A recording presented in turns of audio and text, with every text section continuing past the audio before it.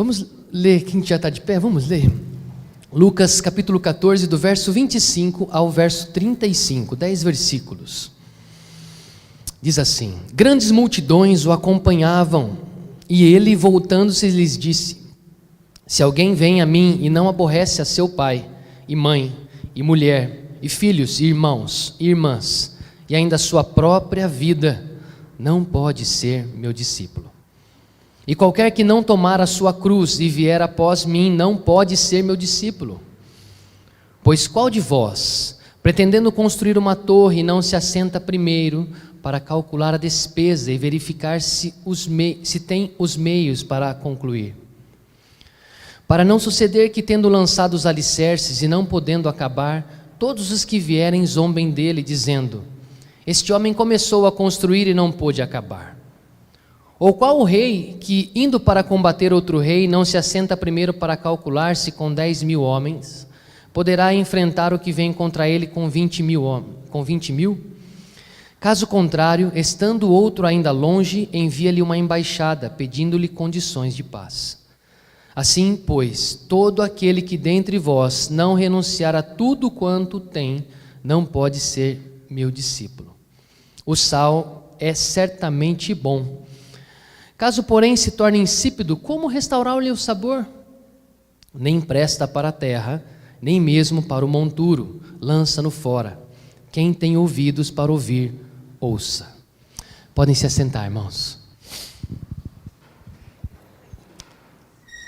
Ao mesmo tempo que eu preparei aquela palavra, o Evangelho segundo Lucas é um livro que eu também tenho meditado bastante e tenho percebido o quão rico é a escrita de Lucas, como ele descreve. Em Mateus nós vamos ver Jesus sendo apontado como uma conexão que Mateus faz com o filho de Abraão, de Davi. Ele vem de uma linhagem a qual conecta toda a história do Antigo Testamento. Aí Marcos lá também, logo no comecinho, ele já apresenta, segundo o profeta Isaías, ele já traz também uma conexão. E Lucas faz isso com muita graça. O capítulo 24 de Lucas, ele vai mostrar o quanto há essa conexão, essa importância de entendermos o Antigo Testamento também como esse berço para que Jesus viesse e realizasse toda essa obra de salvação. E Lucas capítulo 1 também fala sobre o momento ao qual ele está fazendo uma pesquisa acurada, bem assim minuciosa, com testemunhas oculares, pessoas que faziam parte ali talvez do meio que ele sabia que andou com Jesus, para realmente escrever o evangelho dele. João lá em Patmos, né, como foi lido hoje no começo, em Apocalipse, teve uma revelação. Talvez não foi necessário tanta pesquisa, né? Ou talvez nenhuma pesquisa, só escreveu aquilo que recebeu da parte do Senhor. Mas Lucas, no capítulo 1, vai dizer que ele fez essa acurada investigação, essa procura de testemunhas fiéis. Então ele escreve de uma maneira organizada, didática, algumas coisas muito profundas. E é com esse coração que nós queremos nos debruçar nesse texto hoje e absorver algumas coisas importantes, com a finalidade de entender o que é necessário para sermos discípulos de Jesus. Aqui é um texto ao qual Lucas parece falar extremamente sobre discipulado, sobre ser discípulo, e ele vai pontuar 5 coisas que eu gostaria de trazer aqui. Claro, eu percebi as 5 coisas, né? Podemos perceber outras, mas as 5 características que eu entendo aqui nesse texto, para que a gente possa meditar nesse texto maravilhoso. Esse texto começa então, só fazer um parênteses. Eu não comentei, os irmãos tocaram a nossa música que a gente criou ali. Poxa, gratidão aos irmãos, viu? Por esse momento privilegiado de poder ouvir os irmãos cantando essa canção que faz tanto parte da nossa história. Já sou chorão, né? Então quase precisei aqui do lencinho. Amém. Bom, gente, então o texto de Lucas capítulo 14, versículo 25 em diante, diz assim. Primeiro versículo: grande multidão o acompanhavam e ele, voltando-se, lhes disse. Só até essa parte é importante percebermos uma coisa. Jesus estava indo aqui em direção aqui, ele saindo da Galiléia, estava indo para Jerusalém e uma grande multidão o acompanhava. Jesus ia ser lá crucificado, ia morrer para nos salvar, e ali então uma grande multidão, segundo Lucas está narrando aqui. Mas ao invés daquilo impressionar Jesus ou fazer com que ele fique todo pomposo, todo satisfeito, ele tem uma palavra para aquela multidão. Ele para e vai dizer algumas coisas que nós lemos nesse texto. Então, estar em volta de Jesus, para ele não quer dizer muita coisa. Estar em volta de Jesus, muitas pessoas estão em volta de Jesus não por Jesus, mas por suas próprias vidas, para que recebam de alguma maneira algumas coisas que possam alimentar seus próprios desejos, vontades, e então as pessoas perdem de estar ali por conhecer realmente a pessoa de Cristo. Ele então não se impressiona com isso e vai então começar o discurso dele, porque Lucas fala, voltando-se lhes disse. Então é como se aquela grande multidão estivesse ali. Parece que Jesus então sobe num local onde a acústica alcançasse a maioria das pessoas, e ele então ali no local começa a proclamar algumas coisas. E é interessante que esse texto também fala por 3 vezes a palavra não pode ser meu discípulo. Então no versículo 26, 27 e 33, nós vamos ver essa repetição de não pode ser meu discípulo. Quem está falando isso é o próprio Cristo. Então é algo muito sério, a qual nós viemos a nos diferenciar daqueles que estão em volta por interesses, inúmeros sejam eles, ou por causa do próprio Senhor. Então, o primeiro ponto que Jesus traz aqui é: para ser discípulo é preciso amá-lo acima de tudo e de todos. Versículo 26. Se alguém vem a mim e não aborrece a seu pai e mãe e mulher e filhos e irmãos e irmãs e ainda a sua própria vida, não pode ser meu discípulo. É interessante que essa palavra, se alguém vem a mim e não aborrece, essa palavra aborrece, no original dela no grego, ela vem como uma tradução mais próxima assim do que Jesus quis dizer, foi a palavra odeio. E aí então a gente fala, puxa vida, que difícil o que Jesus está querendo dizer, será que é odeio? Mas a gente vai lá para o texto de Mateus capítulo 10, que ele vai falar a mesma coisa também, ele vai falar sobre essa amar ele mais do que a família, e ele vai usar a expressão amar mais. Essa expressão também é usada lá em Gênesis, capítulo 29, no verso 31 ao 33, quando Jacó prefere uma de suas esposas do que outra. Nessa hora também, mesmo na outra língua, é da mesma expressão, a tradução também. Então, o que Jesus estava querendo dizer com a palavra odeio, segundo Lucas? Certamente era uma impressão de impacto. Ele não estava falando um discurso somente para... interessante, era algo impacto. Ele estava falando, olha, se você não me amar mais do que a sua família, ou se você não me odiar dentro desse contexto que nós estamos falando, você não pode ser meu discípulo. E, irmãos, parece ser tão metafórico ou simbólico para nós aqui no Brasil essa realidade, mas em algumas realidades, talvez a de Jesus lá principalmente também, porque começar a seguir um rabino a qual era desacreditado por muitas pessoas, fala, não, mas você não vai seguir esse rapaz aí, né, novo, e ninguém nem conhece, quem que era o mestre dele, né? Quem era esse? Quem é esse, né? Então, isso talvez poderia ser ruim para algumas pessoas, a nível, tanto é que Nicodemos, né, lá em João, capítulo 3, ele vai escondidinho, né, para falar com Jesus, para não ser, talvez, difamado por estar falando com o mestre. Então, há essa conotação importante de percebermos que, para nós, às vezes, é mais um tom simbólico aqui no Brasil, mas em algumas realidades em outros países, até hoje, como nós conhecemos, assumir um relacionamento sincero com Cristo é você abrir mão realmente da sua família, muitas vezes. E abrir mão da sua família dentro desse contexto de Jesus, lá no Oriente Médio, no Iraque e alguns outros países ali, é algo extremamente doloroso para essas pessoas.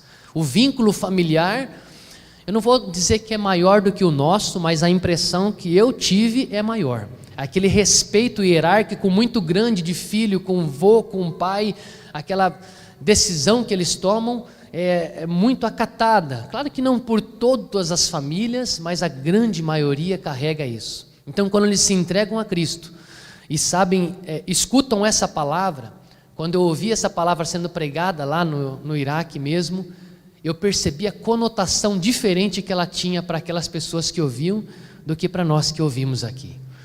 Mas mesmo assim, é necessário aplicar essa palavra aqui, né? Eu tenho esse costume de olhar para a Sol e falar com ela já desde criança: filha, eu te amo muito, mas o papai ama mais a Jesus, né? E ela repete: papai, eu também te amo muito, mas eu também amo mais a Deus. E é importante a gente ir já conscientizando nossos filhos, nossos amigos, desse amor a Jesus extremamente maior do que os outros. Quando ele está dizendo uma palavra de impacto, aqui ele está justamente fazendo essa comparação. Não é um amor parecido ou grande, quase tanto. É muito maior. Nós temos que amar a Cristo ao ponto de de nos entregarmos para Ele, se for necessário romper os laços com a nossa família.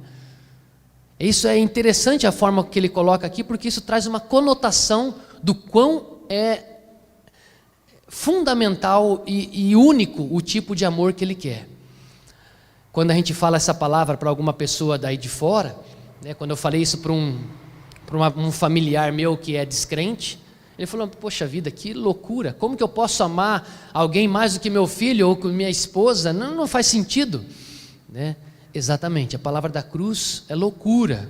Você está entendendo, você não está realmente se entregando a ela, mas é exatamente isso. É amar muito mais a Cristo do que os nossos próprios. Caso contrário, segundo Jesus disse aqui, não podemos ser discípulos. Então, ponto 2, vamos ler o versículo 27, e diz assim: e qualquer que não tomar a sua cruz e vier após mim, não pode ser meu discípulo. Então aqui o ponto 2 eu queria colocar: para ser discípulo é preciso estar disposto a sofrer por Jesus e a perseverar nessa caminhada de sofrimento. Quando Jesus olha para eles ali, imagina aquela cena de novo, o contexto real da história, não só aplicando para nós, mas pensa na história lá, Jesus direcionando essa palavra para eles: se você não tomar a sua cruz. Aquele contexto era de um império romano dominando aquelas pessoas, e eles sabiam que a pessoa que estivesse carregando uma cruz podia dar tchau para ela, a Deus, porque você não ia mais ver aquela pessoa. Aquela pessoa estava indo para o corredor da morte, segundo nós hoje aqui. Estava indo para a cadeira elétrica ali. Então, não tinha outra possibilidade. E Jesus então traz uma outra palavra para eles: olha, se vocês não carregarem a sua cruz, né, e não negarem a si mesmo, também é outra prerrogativa para ser discípulo. E o que Jesus então está dizendo com isso é justamente esse sofrer por Ele. Em Filipenses capítulo 1, versículo 29... diz que nós não somos chamados somente para crer em Jesus, mas também para padecer por Ele. Se vocês puderem abrir em Colossenses, capítulo 1, versículo 24.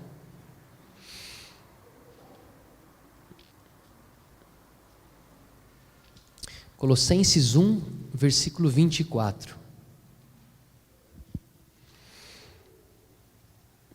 Diz assim as Escrituras: agora me regozijo no meu sofrimento por vós, e preencho o que resta das aflições de Cristo na minha carne, a favor do seu corpo, que é a igreja.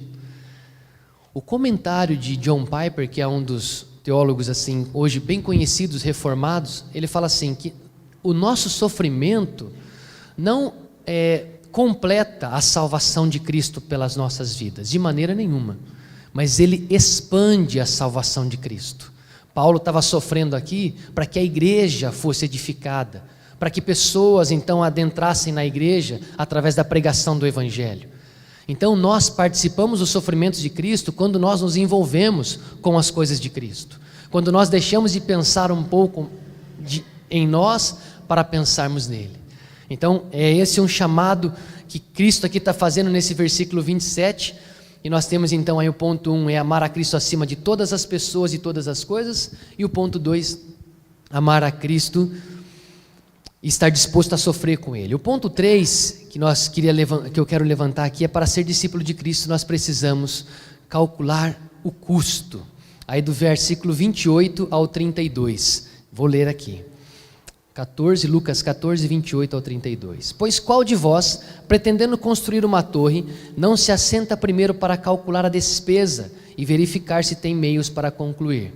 Para não suceder que, tendo lançado os alicerces e não podendo acabar, todos os que virem zombem dele, dizendo: este homem começou a construir e não pôde acabar. Vamos parar aqui num primeiro momento. Aqui é uma primeira parábola, uma primeira comparação que Jesus está fazendo a respeito daqueles que querem segui-lo. Ele está trazendo para nós uma necessidade de calcular o preço. E calcular o preço de seguir Jesus é realmente começar a pensar sobre essas coisas a qual ele tem falado aqui. Me recordo mais uma vez, lá no Iraque também, nós juntos com algumas pessoas, numa reunião onde ia haver um culto, e aí entram 3 homens diferentes, assim, não posso nem dizer que com traje de muçulmano, porque todo mundo lá é muçulmano, né? Eu até perguntei uma vez para um taxista, tentando chamar a conversa com ele, né? Eu falei: seu nome, tal, você é muçulmano? Ele olhou para mim e falou: todo mundo aqui é muçulmano, né? Então é algo óbvio, né? Então entrou as 3 pessoas lá, e eu já olhei, né? E aquele gelinho na barriga já vem, né? Puxa, o que esses homens querem aqui? E aí eu cheguei no pastor, né? Bem discretamente, falei: pastor, entraram 3 homens lá atrás, né, muçulmanos, né? E ele olhou para mim e falou: glória a Deus, Tiago, eles vão ouvir a palavra hoje, né? E eu já estava preocupado, né, com o que podia acontecer. Aquele moço estava preocupado em anunciar o evangelho para aqueles moços que estavam sentados ali. E aqueles moços começaram a repetir, a vir mais de uma vez, 2 vezes, aí o outro não veio mais, aí veio 2, 3 vezes, aí na hora que o outro veio a 4ª vez, eu fui lá de novo no pastor, falei: pastor, aquele rapaz está vindo pela 4ª vez, o mais barbudo ali do canto. Ele falou: Tiago, você lembra de Lucas 14? A hora que Jesus fala sobre calcular o preço. Obviamente, irmãos, nós entendemos que Jesus, né, através da pessoa do Espírito Santo agora, né, o Espírito Santo já estava convencendo o coração daquele moço e fazendo ele pensar e refletir sobre isso, mas era exatamente isso que aquele moço estava vivendo. E essa expressão de calcular o preço era usada com mais frequência entre eles lá. Essa também está calculando, está pensando sobre isso. Porque na hora que assumiu o compromisso com Jesus, sabe o quanto ela vai ter que muitas vezes perder, ou o quanto vai ter que se dar a Cristo. E muitas vezes nós assumimos um compromisso com Jesus somente pensando no que nós podemos ganhar. E é uma verdade também. Mas nós temos que entender também sobre essa realidade do quanto nós precisamos perder. E aí então o custo é caro.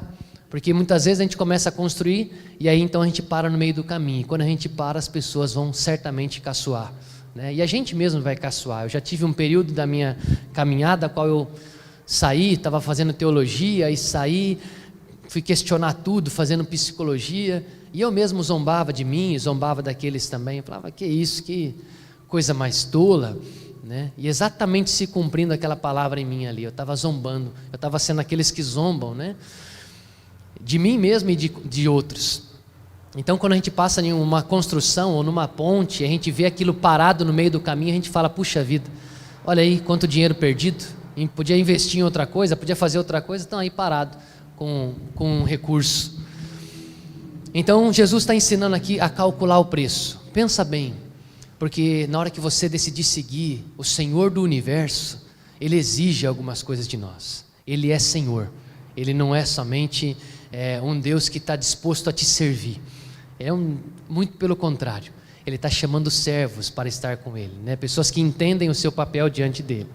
Aí então ele continua no verso 31 ao 32 e diz assim: ou qual é o rei que, indo para combater outro rei, não se assenta primeiro para calcular se com 10.000 homens poderá enfrentar o que vem contra ele com 20.000? Caso contrário, estando outro ainda longe, envia-lhe uma embaixada pedindo condições de paz. Então aqui é uma outra forma de calcular. Jesus está trazendo, ele falou assim: olha, e se um rei estiver vindo com 20.000 combater contra um rei com 10.000, aquele que tem 10.000 vai enviar alguém para falar para ele: olha, por favor, não precisa nem vir, a gente já pede paz, não vem, a gente dá os nossos bens para você, mas não nos ataque. Então era uma embaixada, era uma maneira de pedir paz naquele tempo de guerra. E Jesus então está trazendo uma reflexão: se seguir a Cristo há um preço, não segui-lo também há um preço, e um preço muito alto. Quem é esse que vem contra aqueles que não poderão suportar? Vamos ler Apocalipse capítulo 6, versículo 15.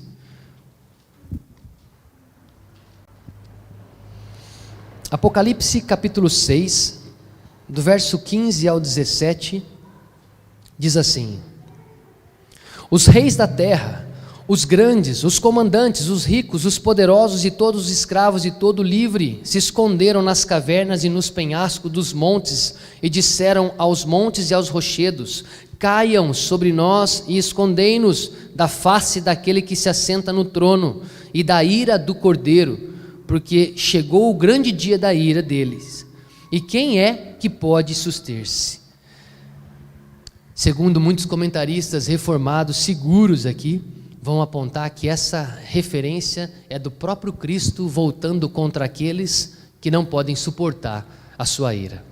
Se há um preço quanto a calcular, e muita gente fala, pô, realmente custa muito caro, é melhor não. Peraí, não terminei. Há um preço também de não segui-lo. Às vezes a pessoa já vai indo embora, não, está muito caro esse negócio. Não, peraí, escuta o resto. Porque se não quiser pagar o preço de segui-lo, o preço de não segui-lo será muito maior. E aqueles que estão aqui na igreja, pela misericórdia de Deus, certamente estão vivendo na graça do Senhor.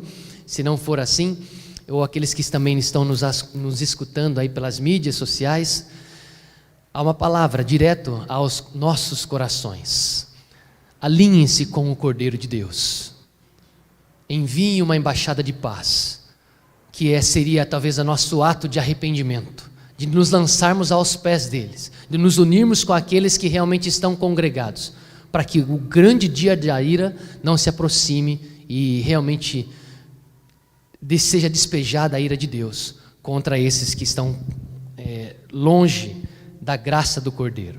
Versículo 33, ele vai continuar. Então esse ponto 3 foi sobre calcular o custo de seguir e de não seguir, e o versículo agora 33 vai dizer o seguinte: para ser de Cristo é necessário desapegar de todos os bens. E aí o texto diz assim: assim pois, todo aquele que dentre vós não renuncia a tudo quanto tem, não pode ser meu discípulo. A tradução literal desse texto aqui também vai dizer que se não renunciar a todos os seus bens, ele repete a frase de novo: não pode ser meu discípulo. E meus irmãos, para nós ainda nessa sociedade consumista, assim, que deseja tantas coisas, deseja ser em cima daquilo que tem, mostrar da imagem, preciso mostrar que eu tenho aquilo, que eu faço isso, que eu fui viajar. É tão complicado para nós sermos realmente despojados dos nossos bens. Eu vou dar um exemplo, uma vez eu ganhei um violão quando eu casei, um violão tão querido, assim, que eu tenho até hoje. E aí eu lembro do primeiro irmãozinho que veio pedir emprestado para tocar numa reunião que ele ia fazer, e eu sabia que aquele irmãozinho tinha uma mão pesada. Eu falei, Deus do céu, eu não queria emprestar meu violão para ele de jeito nenhum, assim, sabe? Eu fui dar assim como um ídolo mesmo, mas eu fui percebendo o quanto aquilo ocupava espaço no meu coração. Coisas pequenas, não são às vezes só coisas ruins, às vezes é a minha filha, às vezes são coisas que são assim, o meu ministério, você sabe, a pompa, o status, Então é importante a gente realmente se desfazer de tudo. Aí algumas pessoas podem perguntar, mas eu tenho que dar tudo o que eu tenho para a igreja? Não é isso que o texto está falando. Mas e se tiver? A pergunta talvez fosse essa de Jesus para nós, porque talvez Jesus ia tocar exatamente no ponto, do jovem rico lá. Então vende tudo o que você tem. Não era que isso ia dar salvação para ele ou não, mas ele estava mostrando aonde para ele pegava todas as coisas. E quando a gente escutar uma frase como essa, direto de Cristo: não, dá tudo o que você tem, então, e faça isso, faz isso por essa pessoa. Fala, mas...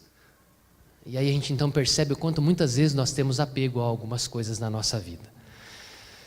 E o ponto 5 e o último ponto desse texto está lá no versículo 34 ao 35, que diz: o sal é certamente bom, caso porém se torne insípido, como restaurar-lhe o sabor? Nem presta para a terra, nem mesmo para o monturo, lança-no fora. Quem tem ouvidos para ouvir, ouça. As qualidades mais características do sal é que ele preserva e dá sabor. Um discípulo que não perseverar, não preservar a palavra dentro dele até o final da caminhada, está perdendo essa característica do discípulo. E também não der sabor na vida de outras pessoas, num ambiente de amigos onde não são cristãos, você se torna tão comum quanto. É falta de ser o sal. Agora, esse texto não acaba aqui, ele termina com um finalzinho que é: quem tem ouvidos para ouvir, ouça. E essa é uma expressão tão singular em Jesus, e é importante a gente perceber aqui, dentro principalmente de uma percepção da teologia bíblica. A teologia bíblica, ela une os pontos da Bíblia, os princípios que são lançados são unidos. Por isso eles pegam o Evangelho de Lucas, por exemplo, e falam: olha, Lucas está ligando o Velho Testamento com a ação de Cristo. João começa lá, né? E no princípio era o verbo, e o verbo estava com Deus, e o verbo era Deus. E Gênesis, Moisés, e no princípio criou Deus os céus e a terra. Eles estão fazendo menção de coisas do passado. Todas as pregações que eram ditas pelos apóstolos, ou até mesmo por Jesus, se nós vemos lá em Lucas 24, quando ele fala assim, ele expôs as escrituras de Moisés, profetas, os salmos, falando que tudo apontava para ele. Então, contar o Evangelho e contar isso vai fazer muito mais sentido quando nós trazermos um Jesus ainda também prometido, histórico, que veio lá da semente. Então a gente vai conectando as histórias até para as crianças, né? Falar: olha, essa semente aqui que Deus falou para Eva, é a semente que vai vir lá na frente. E aí então a gente vai conectando, e aqui nessa parte, é importante a gente entender, se quem tem ouvidos para ouvir, ouça. Também peguei num comentário bíblico, estudando e meditando sobre isso, e aqui a gente faz uma menção importante. Jesus falou todas essas palavras, e aí na hora que eles ouviram essas palavras, muito certamente, como diz no próprio capítulo 6 de João, começaram a andar, a falar: não, duras são essas palavras, quem pode ouvir essas palavras? E começaram a sair de perto de Jesus, pararam, deixaram de seguir o mestre, porque como assim, amar mais que minha filha? Dá tudo que eu tenho? Mas como assim? Então, mas aqueles que tinham ouvidos para ouvir, iriam ouvir. E aqui nesse ponto, se nós abrirmos lá no Salmo 115, se alguém quiser abrir comigo, pode abrir lá no Salmo 115, versículo 8.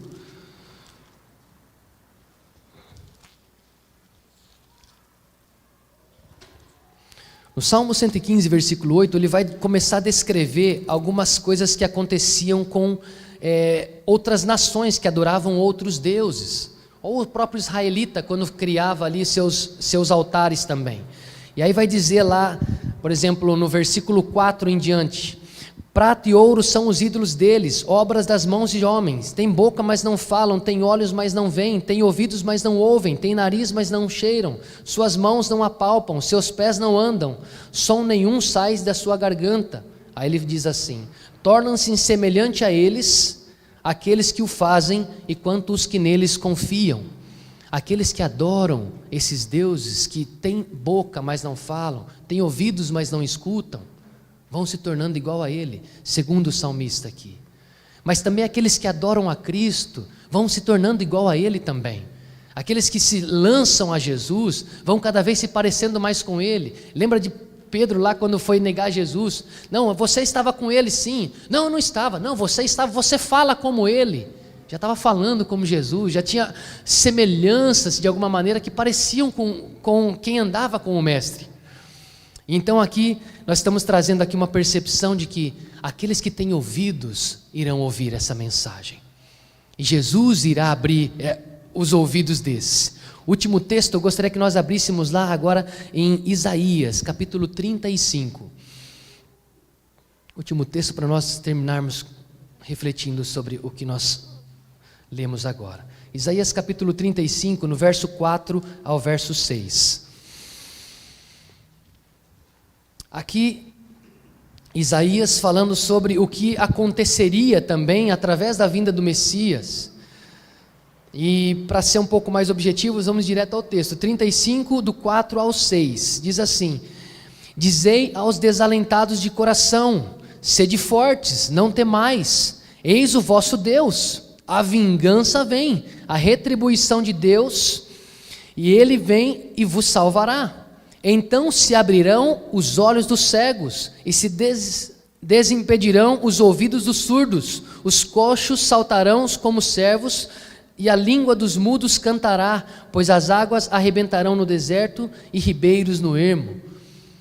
Quem que veio dar voz àquele que não falava, fazer os coxos andarem, trazer audição àqueles que não ouviam? O próprio Cristo. Ele fez isso, mas Ele não fez só quando estava ali e de uma maneira física. Ele também fez isso e faz até hoje de uma maneira espiritual. Meus ouvidos não ouviam o Senhor, mas num determinado momento Ele abriu meus ouvidos. Me lembro, quando eu estava ali com a minha esposa, no momento de retorno à fé, vivendo uma vida tão devassa, e ali naquele momento parece que as escamas dos meus olhos, o tampão dos meus ouvidos são desfeitos, num estalo do poder do Todo-Poderoso. Pessoas falaram para mim, minha mãe orava por mim, eu vivia às vezes questionando a fé, mas quando Deus abriu o meu ouvido, eu ouvi a voz. Falei, o que eu estou fazendo aqui? Senhor, tem misericórdia de mim, porque aquele momento, o Cordeiro de Deus abriu os meus ouvidos, abriu os meus olhos. E assim Ele faz. Então Ele faz esse discurso diante de toda a multidão. Mas Ele sabe, quem tem ouvidos para ouvir, ouça. Então convido a igreja a clamar para que o Cordeiro continue abrindo os nossos ouvidos, abrindo nossos olhos. Ele tem feito isso com os eleitos dEle. Ele tem feito isso com você que está nos escutando. Se essa palavra queima no nosso coração de alguma maneira, é o próprio Cordeiro quem tem aberto os nossos ouvidos para que a gente possa chegar até Ele. Ele tem aberto os nossos ouvidos para que a gente entenda esses 5 pontos. Eu preciso amá-lo mais do que a minha própria família, mais do que os meus queridos. Não posso fazer isso, Senhor. Eu faço através da sua vida. Senhor, eu estou disposto a sofrer, mas talvez na hora da muita luta eu tenha dificuldade. Eu te darei graça suficiente. Não é à toa que Estevão estava tomando pedrada, morrendo no chão, e ali ele olha para aqueles homens e fala, Senhor, não coloque sobre eles esse pecado. Olha, da minha parte está tudo em paz, eu estou perdoando. Alguém que estava dando pedrada nele para a morte, o que é isso? Não era o Estevão, era a graça que pairava sobre a vida de Estevão. E então também a gente vai calcular o preço, e vai ter consciência exata, olha, tenho certeza, o fim do cálculo é esse. Eu preciso servir a Cristo, e ai de mim se não servir. O 4º ponto foi, eu não tenho nada, Deus, tudo que eu tenho é do Senhor, eu só sou um mordomo, eu só estou cuidando para o Senhor. Na hora que o Senhor falar para mim, empresta o violãozinho para aquele irmão, ou dá o violãozinho para aquele irmão, Senhor, eu pensei que era meu, mas toma aqui. E o 5º ponto, eu preciso ser diferente, eu preciso de alguma maneira ser sal na vida das pessoas. Senão, também estarei sendo insípido, estarei sendo uma pessoa que não tem graça nenhuma. E a graça de Deus, agora eu estou falando, sem a graça de Deus. Então que o Senhor nos dê misericórdia e nos transforme, para que como discípulos venhamos a segui-lo. Porque caso contrário, são palavras do próprio Deus. Não pode me seguir. Nós não temos força, Senhor, para te seguir, mas nós seguiremos o Senhor na sua força.